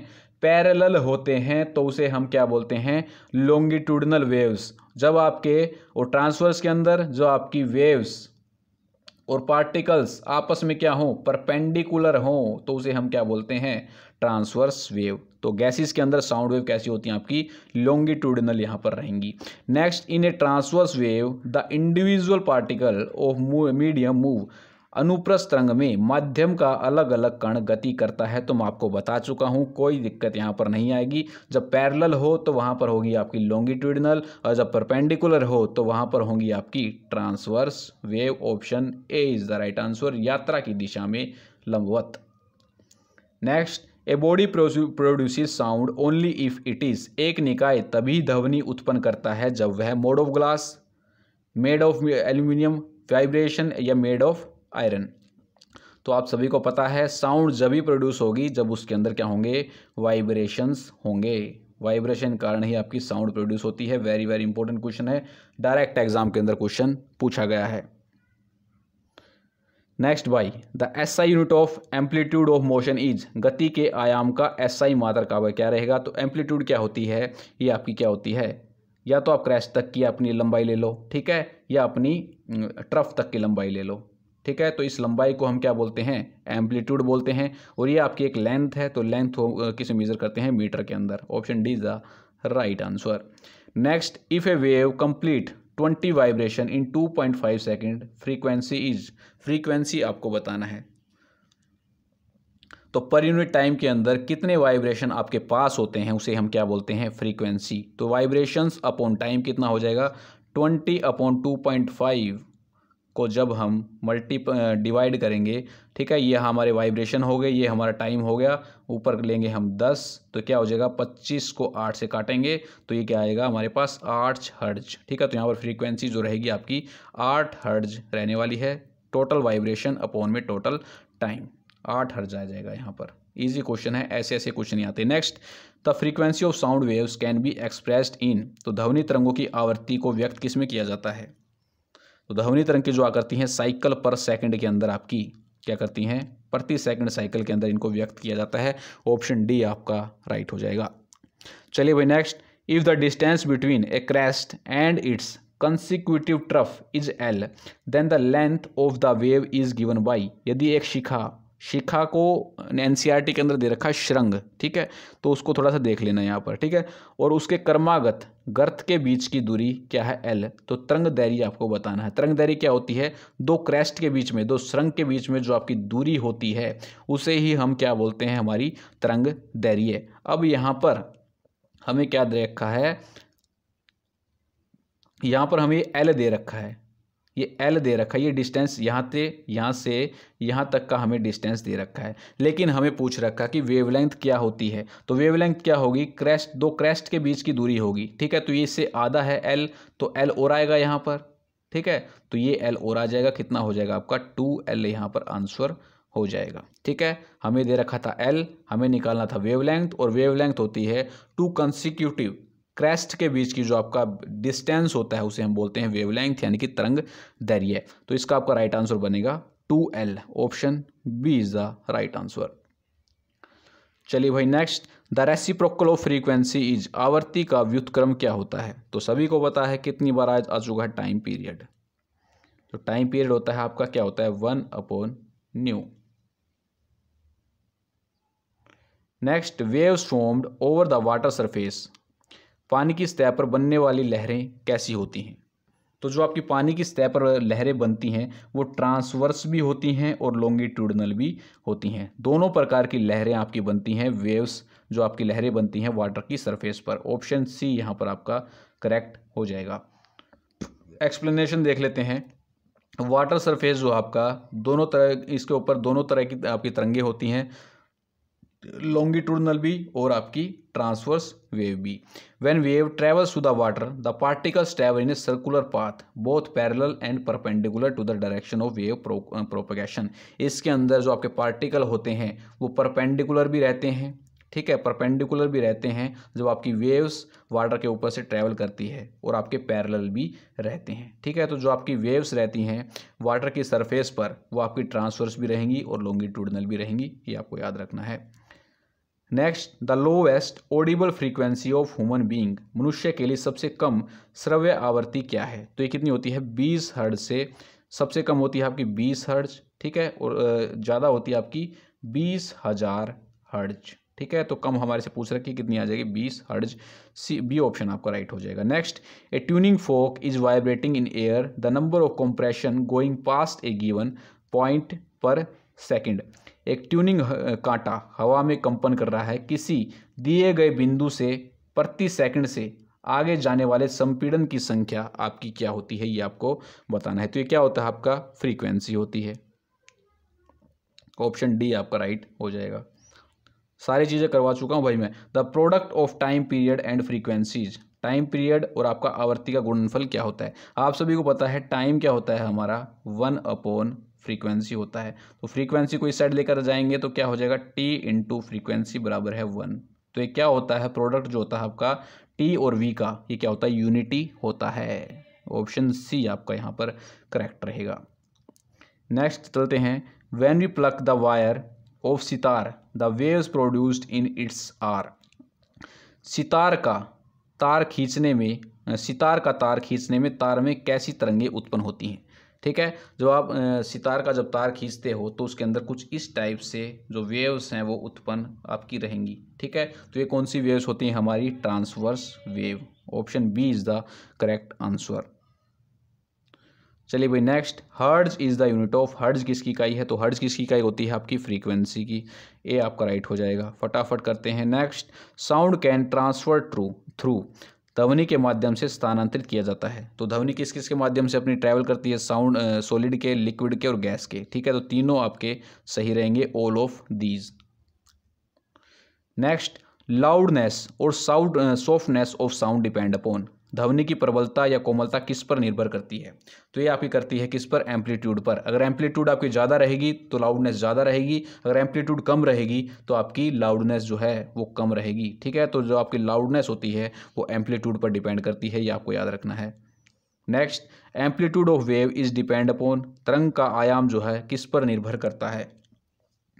ये क्वेश्चन आपका पूछा गया है, तो किस पर निर्भर करता है, force with which an object is made to vibrate, बल जिससे कोई वस्तु कंपन करती है, आपका जो एम्पलीट्यूड है वो डिपेंड करता है। B is the right answer. चलिए next, the speed of sound is greater in, ध्वनि की गति किस में ज़्यादा होती है, किस में होती है, सॉलिड के अंदर। तो यहाँ पर सॉलिड कौन सा आपका, निक्किल, तो निक्किल के अंदर आपकी ज़्यादा रहेगी, A is the right answer. Next, horns of vehicles are based on principle of, वाहनों में हॉर्न का सिद्धांत किस पर आधारित है। तो मल्टीपल रिफ्लेक्शन के यूजेस के अंदर मैंने आपको बताया था, याद रखना है आपको, यहाँ से क्वेश्चन पूछ जाते हैं। मेगाफोन्स भी आपसे पूछ सकता है, ठीक है, हॉर्न्स भी पूछ सकता है, ये सारे आपको पूछे जा सकते हैं, ठीक है। तो मल्टीपल रिफ्लेक्शन के यूजेस कहाँ पर होते हैं, हॉर्न्स के अंदर, बी आपका राइट हो जाएगा। Next, children under age of 5 years can hear sound up to, 5 साल से कम उम्र के बच्चे कहाँ तक आवाज़ सुन सकते हैं। तो कहाँ तक सुन सकते हैं बता चुका हूँ, 25 kilo hertz. Next, those communicate using, तो मैं आपको बता चुका हूँ, गैंडे जो आपस में कम्युनिकेट करते हैं इंफ्रासाउंड का यूज़ करके, इंफ्रासाउंड वेव्स का ये यूज़ करते हैं, B is the right answer. यहाँ पर गलत दिया हुआ है, आज तो काफ़ी ज़्यादा मिसप्रिंट हो रखे हैं। Next, the frequency of ultrasound waves is, ultrasound तरंगों की आवृत्ति क्या होती है। तो ये आपको बताना है, less than audible sound waves, greater than audible sound waves, equal to less than sound waves, और नन ऑफ दीज।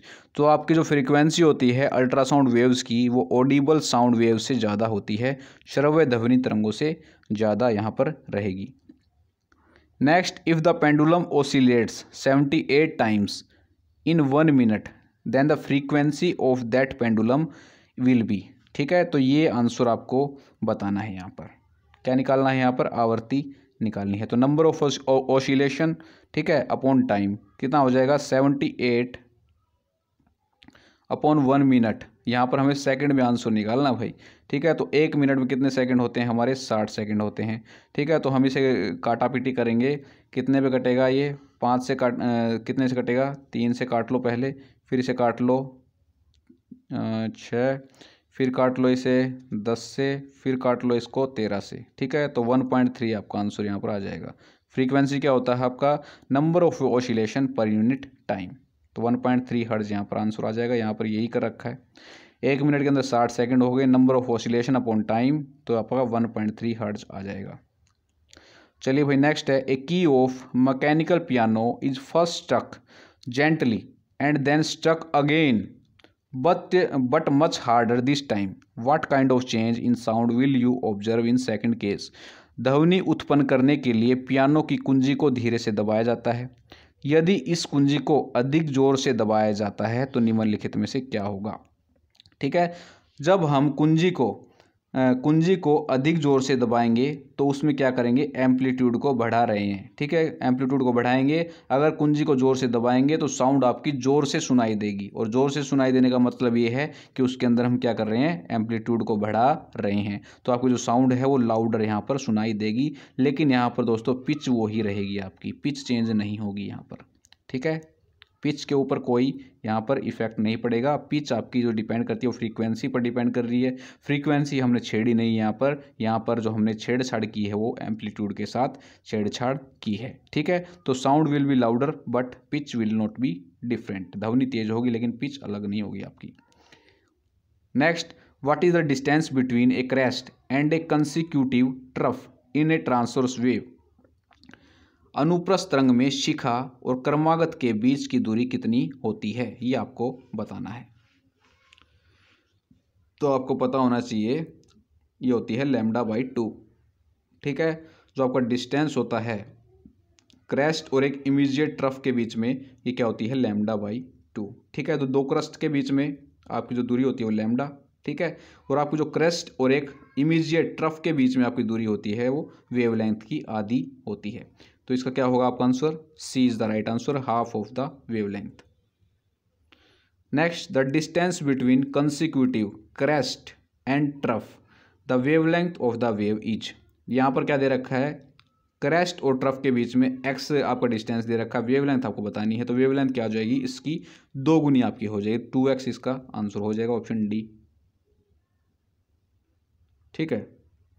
नेक्स्ट चलिए भाई, साउंड वेव इज ए, ध्वनि की तरंगें कैसी होती हैं। तो आपको पता है लॉन्गिट्यूडनल होती हैं, अनुदैर्घ्य होती हैं, क्योंकि इनके अंदर वेव्स और पार्टिकल्स आपस में क्या होते हैं, पैरेलल होते हैं।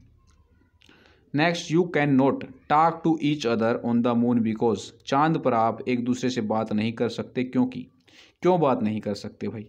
Atmosphere is not present, that is there is a vacuum, ये बिल्कुल सही हो जाएगा आपका। ठीक है, एटमोसफियर वहाँ पर प्रेजेंट नहीं है और वहाँ पर क्या है, वैक्यूम है, और वैक्यूम के अंदर से हमारी जो साउंड है वो ट्रैवल नहीं करती हैं। ठीक है, तो ए ही यहाँ पर आपका राइट हो जाएगा।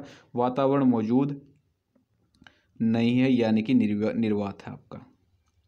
नेक्स्ट क्या है आपका, sonic booms are caused by the combination of. Sonic booms क्या होती हैं, जब स्पीड ऑफ द ऑब्जेक्ट ज़्यादा हो जाते हैं स्पीड ऑफ द साउंड के। ठीक है, तो हम क्या बोलेंगे, वो सुपरसोनिक स्पीड के अंदर ट्रैवल कर रहा है। ठीक है, A is the right answer, supersonic speed and pressure variation, A आपका यहाँ पर राइट हो जाएगा। एयर जेट्स वगैरह के अंदर जो होती हैं आपके sonic booms. Next, frequency of infrasonic waves than frequency of ultrasound waves. Infrasonic तरंगों की आवृत्ति अल्ट्रासाउंड तरंगों की तुलना में क्या होती है, ये आपको बतानी है। तो ये क्या होती है आपकी, लेस होती है। ये भी आपको पता होना चाहिए कितनी होती है इंफ्रासोनिक के अंदर, 20 हर्ट्ज से कम होती है।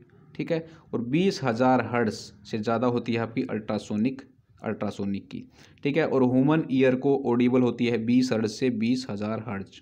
ये सारे आपको याद होने चाहिए भाई। ठीक है, तो यहाँ पर क्या आंसर बनेगा आपका, लेस। ऐसे ही क्वेश्चन पूछे जाते हैं, कोई दिक्कत वाली बात नहीं है। नेक्स्ट, साउंड ट्रेवल्स, ध्वनि आपकी जो है वो यात्रा करती है। तो किस में आपकी, यहाँ पर जो दे रखे हैं, slower in water than air, faster in solid and liquid than air, slower in warm air than in cold air. तो जो आपकी साउंड है वो ट्रैवल करती है faster in solid and liquid than in air. ठीक है, तो सॉलिड में सबसे ज़्यादा, फिर लिक्विड में, फिर गैस के अंदर। Next, in longitudinal waves how does the particles of medium vibrate compare to the direction of propagation of wave. अनुदैर्घ्य तरंगों में तरंग के संचरण की दिशा की तुलना में माध्यम का कण किस प्रकार कंपन करता है। तो लॉन्गिट्यूडनल के अंदर क्या होता है आपका, पैरेलल, परपेंडिकुलर होता है आपका ट्रांसवर्स के अंदर। Next, the sound wave in a medium are characterized by. एक माध्यम में ध्वनि तरंगों की विशेषता क्या होती है। तो लीनियर मोशन होता है मीडियम के अंदर, लीनियर मोशन होता है पार्टिकल्स का। नेक्स्ट दे रखा आपका, rotatory motion of particles in medium, oscillatory motion of particles in medium. तो यही आपका सही हो जाएगा, ओसिलेटरी मोशन यहाँ पर आपको देखने को मिलेगा। ठीक है, C is the right answer.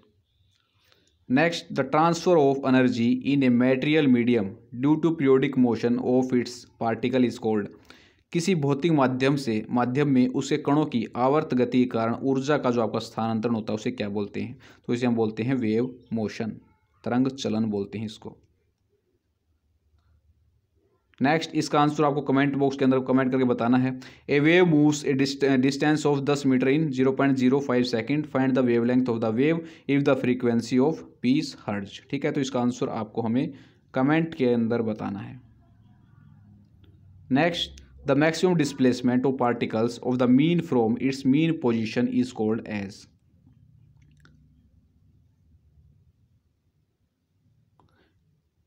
ये आपका कोई पार्टिकल है, ये आपकी मीन पोजीशन है, और ये आपकी क्या है, एक्सट्रीम पोजीशन। ठीक है, तो इस दोनों के बीच में जो आपका यहाँ पर डिस्प्लेसमेंट होता है इसे हम क्या बोलते हैं, एम्पलीट्यूड। ठीक है, और इसकी जो आपकी ऐसा यूनिट होती है मीटर होती है, और इसे हम डिनोट करते हैं ए से। ठीक है, और एम्पलीट्यूड अगर आपकी जितनी ज़्यादा होगी लाउडनेस उतनी ही ज़्यादा होगी, एम्पलीट्यूड जितनी कम होगी लाउडनेस उतनी ही कम होगी। ए is the right answer.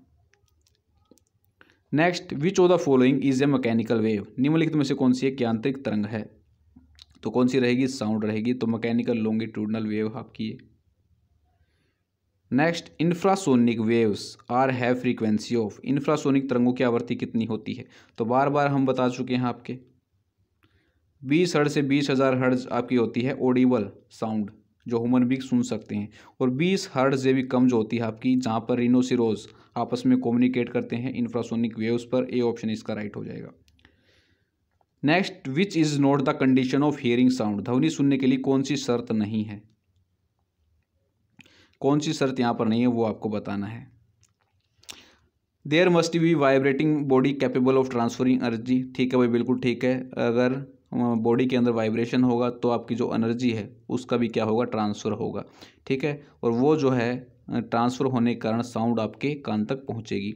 Next आपका, there must be material medium to pick up and propagate energy. Medium की आवश्यकता होनी चाहिए, ठीक है, एनर्जी को प्रोपोगेट करने के लिए।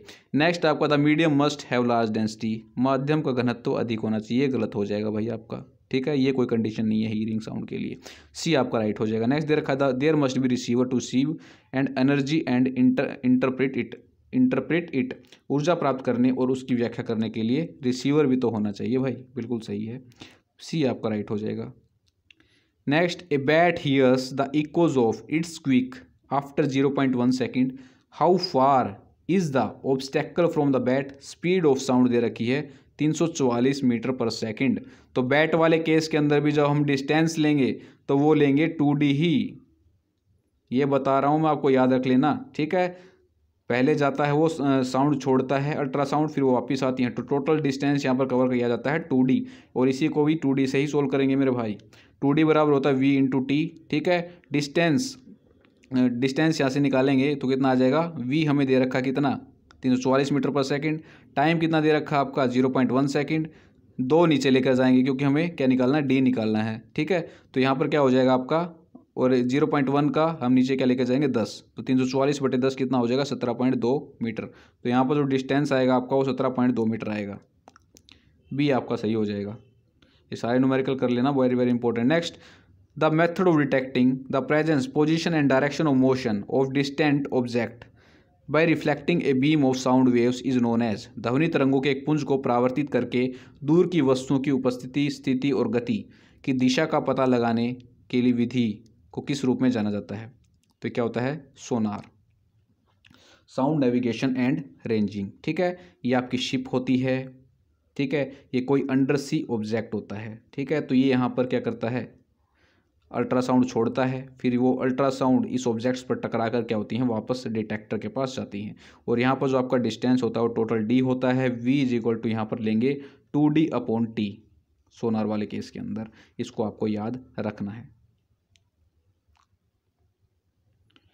Next A thunder clap is heard 5.5 second after lightning flash, the distance of the flash is, velocity of sound यहाँ पर लेनी है एयर के अंदर 330 मीटर पर सेकेंड।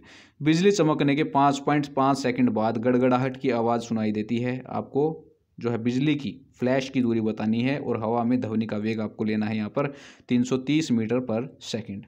तो कैसे सोल्व करेंगे, फटाफट से देख लेते हैं इसको। स्पीड क्या होती है आपकी, डिस्टेंस अपॉन टाइम, स्पीड क्या होती है आपकी, डिस्टेंस अपॉन टाइम, और डिस्टेंस क्या हो जाएगा आपका V × T, तो V आपका 330 है, टाइम कितना 5.5, तो दोनों को आपस में मल्टीप्लाई करेंगे 1815 आपका आंसर यहाँ पर आ जाएगा, B is the right answer. चलिए भाई नेक्स्ट देखिए, in the region of compression और rarefaction in a longitudinal wave the physical quantities which does not change, संपीड़न या विरलन के क्षेत्र में एक अनुदैर्घ्य तरंग में भौतिक मात्रा जो नहीं बदलती है वो क्या होती है। तो प्रेशर, डेंसिटी और वॉल्यूम में तीनों आपकी बदलती हैं, लेकिन जो आपका मास है वो डज नॉट चेंज, ये अपरिवर्तित रहता है, बी आपका राइट हो जाएगा।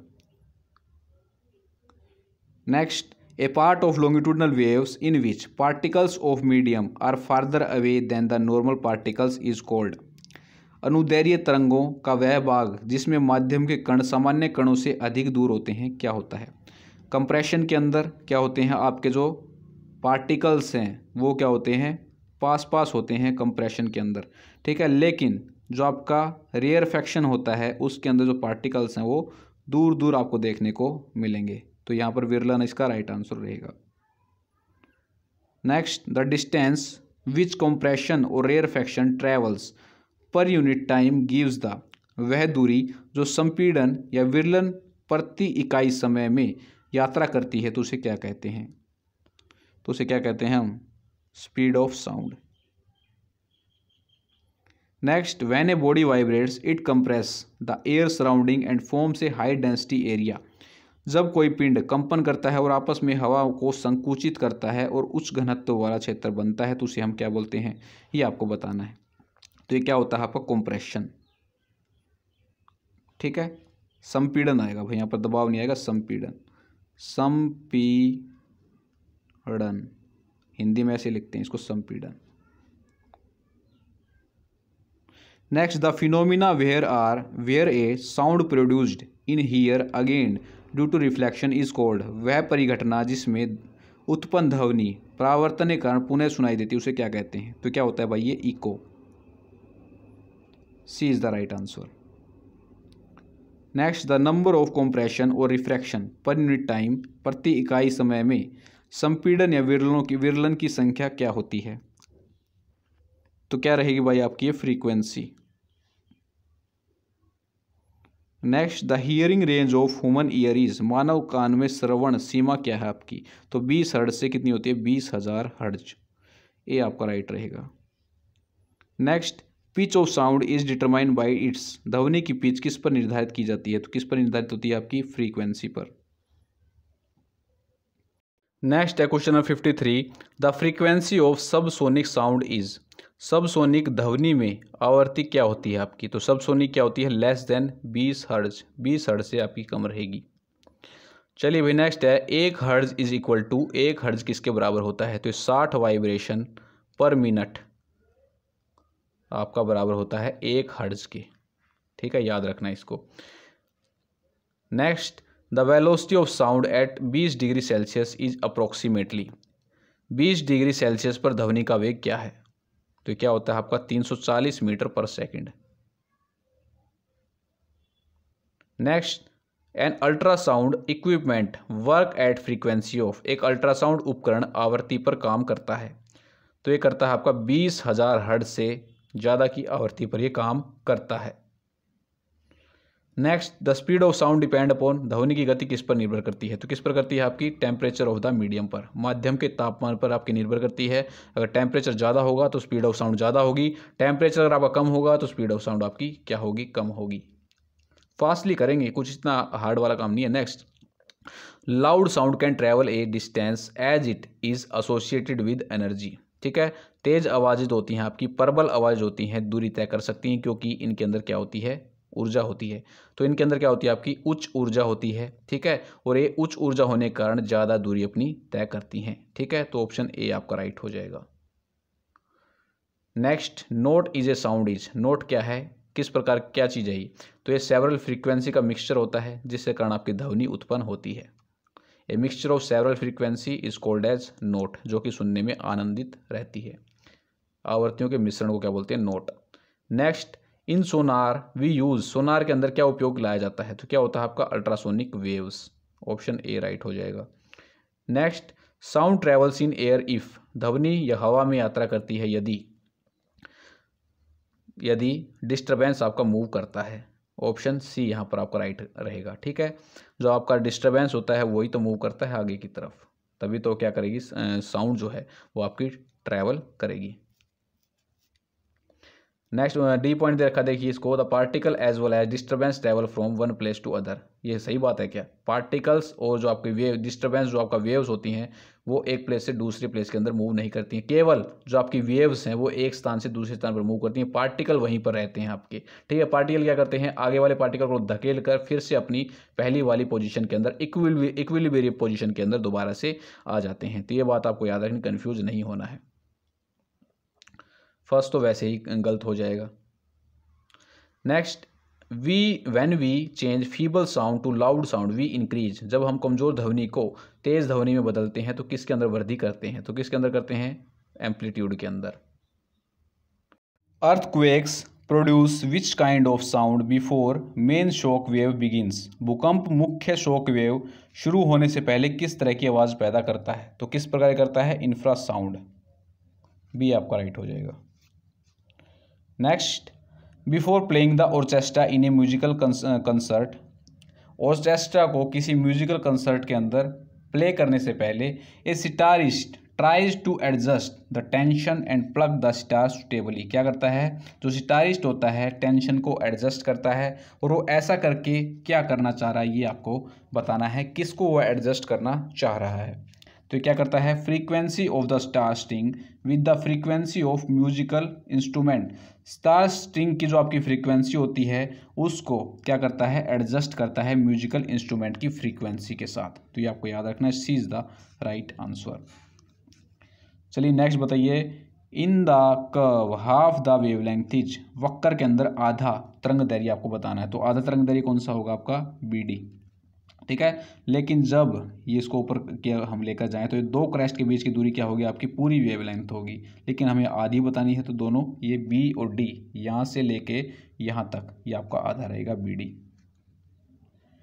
बीड़ी जलैले जिगर से बिया। Next, which of the following statements are correct. निम्नलिखित में से कौन सा कथन सही है ये आपको बताना है। फर्स्ट आपका दे रखा sound is produced by vibration, तो बिल्कुल सही जवाब है 100%। ठीक है, जो आपका साउंड होता है वो वाइब्रेशन से प्रोड्यूस होता है। Next, sound requires a medium for propagation, ये भी ठीक है भाई। जो साउंड होता है, ध्वनि जो होती है, उसको संचरण करने के लिए माध्यम की आवश्यकता होती है, ये भी सही है। Next, light and sound both require medium for propagation, ये आपका गलत हो जाएगा। ठीक है, ये आपका गलत हो जाएगा। ठीक है, साउंड जो होता है केवल उसको मीडियम की आवश्यकता यहाँ पर रहेगी। थर्ड आपका गलत है। Next, sound travels slower then light, ये भी आपका सही है। ठीक है, जो लाइट की स्पीड होती है वो एज कंपेरिजन टू साउंड ज़्यादा होती है। तो यहाँ पर कौन कौन सा सही रहेगा, फर्स्ट, थर्ड और fourth, D is the right answer. Next, order to reduce loudness of sound we have, ध्वनि की प्रबलता को कम करने के लिए क्या करना चाहिए। तो कम करने के लिए क्या करेंगे, हम क्या करेंगे, एम्पलीट्यूड को कम कर देंगे। तो decrease its amplitude of vibration of the sound. Next है भाई, the bat can fly in darkness of night without colliding with other objects by emitting special sound while flying, which characteristics of sound is used by the bats to navigate. Sound जो bat होते हैं इनको रात के इनको दिखाई नहीं देता है, तो ये कोलाइड भी नहीं करते हैं अदर ऑब्जेक्ट्स के साथ। ठीक है, लेकिन ये जब उड़ते हैं तो स्पेशल टाइप के साउंड्स निकालते हैं। वो साउंड कौन से होते हैं जो इनको हेल्प करते हैं नेविगेट करने के लिए, तो ये क्या निकालते हैं, अल्ट्रासाउंड्स। चलिए भाई, next, find the speed of sound in air. Speed of sound आपको बतानी है एयर के अंदर, तो कितनी होती है, 332 metre per second, 331 metre per second, 331 ms-1। What is the wavelength of sound wave in a medium with a frequency of 840 hertz and a speed of sound 380 metre per second. यहाँ पर आपको wavelength निकालनी है, frequency दे रखी है 840 और speed of sound दे रखी है 380 मीटर पर सेकंड। आसान है, वेवलेंथ क्या होती है आपकी स्पीड अपॉन फ्रीक्वेंसी, तो स्पीड आपको 380 दे रखी है, फ्रीक्वेंसी 840, दोनों को आपस में डिवाइड करोगे 0.45 मीटर, आपका आंसर यहाँ पर आ जाएगा। सी इज़ द राइट आंसर। चलिए भाई, next, match the following with correct response. आपको यहाँ पर मैच करना है, हिंदी में आ गया भाई। ठीक है, निम्नलिखित में से सही उत्तर को सम्मिलित यहाँ पर करना है। स्क्रीनशॉट लेकर आप इसको कर लेना। ठीक है, तो फर्स्ट यहाँ पर दे रखा है law of reflection of sound, second दे रखा आपका an application of multiple reflection of sound, ultrasound और सोनार। तो सोनार का यूज कहाँ पर किया जाता है भाई, डेप्थ ऑफ सी को मेजर करने के लिए। ठीक है, मल्टीपल रिफ्लेक्शन का यूज कहाँ पर होता है, मेगाफोन्स के अंदर यूज होता है। ठीक है, अल्ट्रासाउंड का यूज कहाँ पर होता है, to monitor foetus inside mother's wombs. ठीक है, ये मदर का स्टमक हो गया, इसके अंदर कोई फिटस है। ठीक है, तो इसके अंदर इसकी ग्रोथ को चेक करने के लिए यहाँ से जो डॉक्टर होता है वो अल्ट्रासाउंड करते हैं ना। ठीक है, तो इसकी यहाँ पर ग्रोथ को चेक करने के लिए कि बेबी ठीक है या नहीं है, तो उसको चेक करने के लिए अल्ट्रासाउंड आपका किया जाता है। फिर आता है आपका law of reflection of sound, तो इसके अंदर एंगल ऑफ रिफ्लेक्शन आपका एंगल ऑफ इंसिडेंस के बराबर होता है। तो फर्स्ट का आपका डी हो गया, और हो गया दूसरे का आपका ए हो गया, तीसरे का हो गया आपका सी, और चौथे का हो गया आपका भाई, चौथे का हो गया क्या, बी। चौथे का हो गया आपका बी। ठीक है भाई, फर्स्ट का डी, दूसरे का ए, तीसरे का ए, तीसरे का सी, चौथे का B. B is the right answer. B आपका बिल्कुल यहाँ पर करेक्ट आंसर बनेगा। तो दोस्तों यहाँ पर कंप्लीट होता है हमारा साउंड टॉपिक। ठीक है, कंप्लीट एमसीक्यूज आपके साथ हमने कवर कर दिए हैं। ठीक है, इस वीडियो को बार बार देख लेना। मिलते हैं दोस्तों नेक्स्ट वीडियो के अंदर, और जय हिंद, जय भारत।